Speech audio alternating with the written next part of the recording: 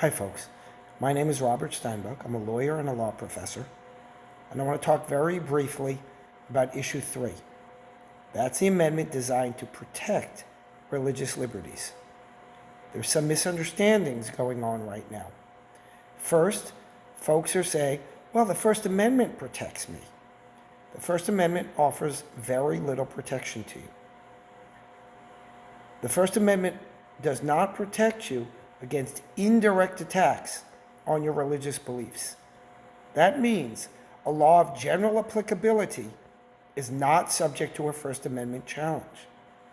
So if the government says everyone must get a vaccine, that's a law of general applicability, perhaps obviously, because it applies, well, to everybody. It applies generally. The Supreme Court, under Justice Scalia, no less, the most conservative justice we know, said First Amendment doesn't apply there. So for those who are desperately claiming that the First Amendment offers protections to mandatory vaccines and similar behavior, you're wrong. Secondly, some folks take issue with the language in the amendment that says a compelling government interest can prevail over an individual's religious beliefs. Unfortunately for these folks, that is the current standard in current law, including the First Amendment. So take a case in which the First Amendment would apply. Let's say the government said, you cannot put up a Christmas tree on your property if you're a Christian. That's a direct attack on religion because it refers to Christmas trees and to Christians. And then you could make a First Amendment claim against the government. And the government would have to prove they had a compelling government interest. Of course, they don't have a compelling government interest, so that couldn't apply there. But they would have that defense under the First Amendment. Scalia said so. Alito said so. All of the conservative justices have said so, and that's been the case for 100 years. So some folks have said, well, we need to impeach all those judges. Okay, how are you going to do that? Really? And when are you going to do that? Over the next, how long? 50? 100 years? In the meantime, that's the rule, and that's what gets applied.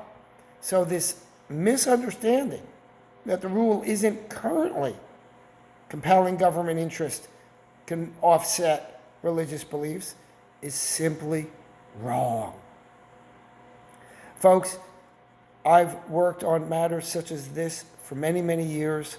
The legislators and the other attorneys and experts they brought in to consult on these matters have worked on these matters for years. I'm telling you, this law is more favorable to your rights than the current law. In fact, Justice Alito again made this very point in a case involving Arkansas, Holt v. Hobbs, in which he said the statute on which this constitutional amendment is based, mind you, the constitutional amendment is stronger, that statute is better in protecting religious beliefs than is the First Amendment. And here's why.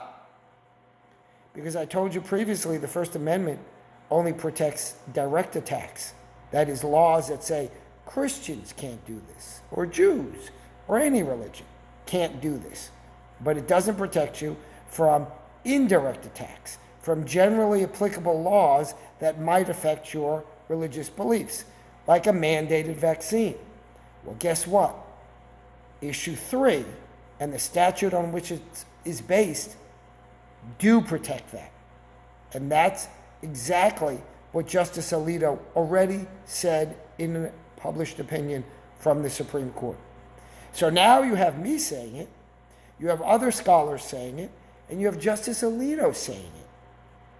Folks, at some point, you need to defer to people who practice in this area, in the law, and indeed involving constitutional matters.